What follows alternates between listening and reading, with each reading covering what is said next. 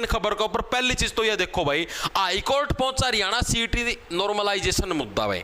पहली चीज तो यह चीज धरती क्लियर कर दो, चाहे ना कोई सा कोर्ट में ले जाओ, इसका कोई बेस नहीं है इस केस का, क्योंकि तारे बंदू समझ लो रुपये खराब करने बेसन कर लो, कई जने कलेक्शन वगैरह करा नॉर्मलाइजेशन खातर, कितनी कलेक्शन कर लो, ठीक है, कोई भी फायदा नहीं है। फायदा क्यों को नहीं, क्योंकि भाई ऑलरेडी जो सेंट्रल गवर्नमेंट के एग्जाम नहीं होते, एसएससी वगैरह होता है, एसएससी के अंदर भी बच्चों ने केस किया था और सुप्रीम कोर्ट ने खुद ने, सुप्रीम कोर्ट तो सबसे उच्चा कोर्ट है, हाई कोर्ट से भी उच्चा कोर्ट है, उन्होंने खुद ने ये ऑर्डर पारित किया हुआ है कि नॉर्मलाइजेशन जरूरी है करना। सिर्फ दो ही रास्ते हैं, या तो जो भी स्टाफ सिलेक्शन कमीशन है वो एक ही दिन में और एक ही शिफ्ट में सभी का पेपर ले, ठीक है, नहीं तो अगर अलग अलग शिफ्टों में होता है तो नॉर्मलाइजेशन करना ही करना पड़ेगा। तो चाहे तुम इसके ऊपर एक केस करो और चाहे तुम इसके ऊपर 100 केस करो, सिर्फ फर्क इतना पड़ेगा, थोड़ी सी समय की बर्बादी हो जाएगी, ठीक है, तुम्हारे ही नुकसान होगा, नौकरी तारती लेट मिलेगी, जल्दी कौन मिला, ठीक है। तो अरियो केस भी जड़ती मन्ना बेरा 27 की मॉर्निंग शिफ्ट वाले ने कर पाओ, जड़ती मन्ना बेरा अंदाजा मारो मैं, ठीक है, क्योंकि उन्हें डर लगे रहा नॉर्मलाइजेशन का कदम हमारे नंबर कट जाए, ठीक है।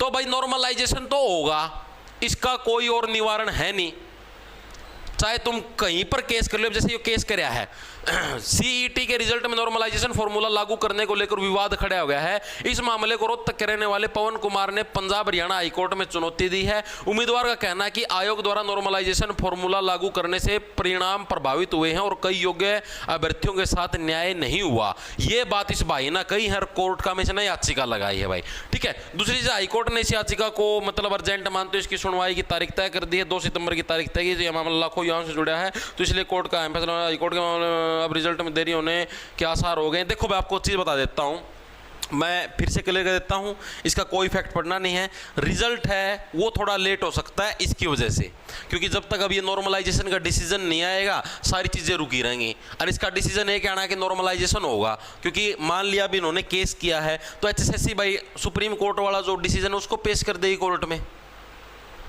ठीक है। अब सुप्रीम कोर्ट से तो ऊपर तो नहीं आई कोर्ट, वो उस डिसीजन में पेश कर देगी हाई कोर्ट का, मैं हो जाएगा फैसला कैंसिल तारा, ठीक है, कोर्ट केस कैंसिल हो जाएगा, सीधी सी बात है। तो ये तो है समय की बर्बादी। अगर आपके पास भी इस टाइप की चीज़ आए तो मेरा तो सुझाव ये है, पैसे की बर्बादी होगी, क्योंकि फैसला नॉर्मलाइजेशन के पक्ष में ही आएगा, ठीक है, बाकी आपकी मर्जी है। दूसरी चीज़ भाई, तुम्हारी मैक्सिमम बच्चे हैं बड़कोरी जी सीईटी ग्रुप डी के फार्म कद आओगे और सीईटी मेंस कद होगा जी।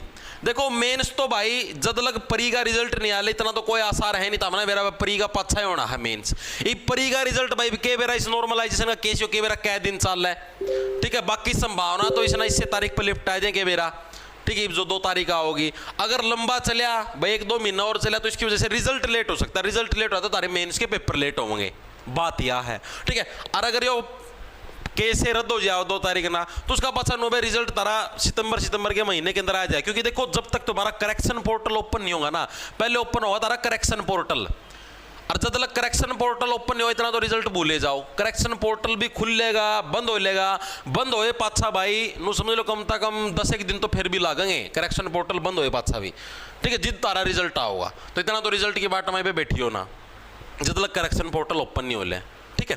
दूसरी चीज, ग्रुप डी का तो होगा जी, ग्रुप डी का भाई पहला सीईटी प्री का रिजल्ट आओगा, ठीक है, ये करेक्शन पोर्टल होगा, उसका पहला तारा ग्रुप डी के भी फार्म भी नहीं निकलने वाले। आगे चीज समझ, ग्रुप डी के फार्म तो हमने समझो जिदियो तारा करेक्शन पोर्टल खुल की बंद हो लेगा इसकी ढकनी डाकनी, ठीक है, और उसका पासा तम ये सारा शुद्ध रिजल्ट ले उसका पासा ग्रुप डी के फार्म लिखड़ेंगे सीईटी ग्रुप डी के, ठीक है। तो जी हम तैयारी कुकर करा के कुछ करा भाई ग्रुप डी के फार्म तो आप लोगों को भाई जिद लग रिजल्ट नहीं इतना कुछ को नहीं होना। तो देखो आपको बता देता हूं, जिस दिन फार्म लिखड़े, जैसे मान लिया मैं मान के चलता हूं 15 सितंबर ना तारे फार्म लिखड़ेगे, वो 15-20 दिन तार पर फार्म भरवाए जाएंगे, मोटा मोटा तामनू समझ लियो भाई 30 सितंबर लग तारे फार्म भरवा लिए गए, मान के चलो 15-16 दिन भरवाओगे, उसका पाछा मोटा मोटा ये समझो फार्म भरने तब पाछा तारती 1.5 महीना का टाइम मिलेगा, जोर मारे की 1.5 महीना, ठीक है, जोर मारे की 1.5 महीना का मतलब ये समझ लो सितंबर भी पूरा गया, अक्टूबर और आधा नवंबर, यानी कि संभावना है। अगर देखो फार्म का हिसाब तो बताओ मैं, फार्म के मेरा कद लिखड़ा है ताम फार्म का हिसाब तारी डेट पढ़ा लियो, जिस दिन फार्म लिखना है उसका 1.5 महीना पाछा तारा पेपर होगा। ये फार्म भाई जब तक सीईटी परी का रिजल्ट नहीं आवे इतना फार्म लिखने भी मुश्किल है। तो दुआ करो यो केस जल्दी लिपट जा, तारा परी का रिजल्ट आ जा और रिजल्ट आंदी इसके डी के फार्म लिखट जाए और तैयारी तम डी की बेटा शुरू कर दो। अगर कोई सा बालक नु सोचा ना भाई डी तो फार्म आओगे और जिद मैं तैयारी शुरू करूंगा और जिद मैं झंडे काट दूंगा। एक सेकंड रुकियो भाई, कुछ आ गया भाई, एक सेकंड रुकियो रे, sorry sorry sorry sorry for disturbance, एक सेकंड रुकियो रे, के आग लग गया सारे फोन ना इकट्ठी आग लग गए, सॉरी भाई सॉरी। देखो भाई अगर कोई सा जना सोचे ना फार्म लिखना यार जिद मैं तैयारी शुरू करूंगा तो भाई तारा सिलेक्शन निकलने हुआ है। एक तरती एक चीज बताऊं, हरियाणा का मैं 13.5 से 14 लाख बच्चे फार्म भरिया करें, चाहे ग्रुप डी का चाहे ग्रुप सी का, जोर मार के 14 लाख लगा लो यार ग्रुप डी का, मैं 14 लाख बालक फार्म भर देंगे। ठीक है, ये जो 14 लाख बालक फार्म भरेंगे ना, इसका मैं जो जेन्युइन पढ़ने वाले बच्चे ना वो सारे इन्हों समझ लो 1.5 लाख बालक हैं जो जेन्युइन पढ़नी है, जो मतलब डेली लाइब्रेरी में जाके पढ़ा है, नीत करके पढ़ा है, कितने कोचिंग में पढ़ा है, कितने भी लगा लो मतलब या सेल्फ स्टडी करें, जो वो सारे 1.5 लाख बच्चे हैं। बाकी सारी ये खिदवा जो गोबरा ऊपर को नहीं बू बू बू बू करके उड़ाकर वाह है, क्यों पढ़े हैं को नहीं। ये जिस टाइम पेपर की नु आओगे ना भाई, हाँ इस तारीख को पेपर है, उस टाइम भी कड़ा है नुने किताबा में पढ़ लेना किते और भाई पूरा सिलेबस अच्छा तैयार गया है नु सोचा भाई पेपर का दौरा 10 दिन यूट्यूब पर क्लास लगाई, MCQ पढ़े आराम पेपर ना पाट जाए, नु कोई ना पाटा भाई, मजाक की बात नहीं, कोई बुरा ना मानियो भाई, मजाक की बात नहीं है। तारती फिर मैं कहना ला रहा हूं, जो साथी अभी तक तैयारी करेगा पहला तो मेन लक्ष्य रखो, जो भी साथी तैयारी करे ग्रुप डी की करे या सीईटी मेंस की, वह पहला अपना सिलेबस पूरा होना चाहिए। जितनी तारा सिलेबस पूरा नहीं होगा ना इतना तो तुम भूल जाओ, सारा सुद्धा भूल जाओ चाहे कितना हंगा लगा लो तारा सिलेक्शन हो भी जा दो। पहला दिमाग का मैं डेडिकेशन कर लो भाई, मैथ है, मैथ का मना सिलेबस पूरा करना ही करना है। ठीक है, ये अपना बैच चलन लग रहा है सीईटी का, ग्रुप डी का भी चल रहा है, मेंस का भी चल रहा है। ग्रुप डी का बैच का में करीबन 5 चैप्टर पूरे हो चुके हैं।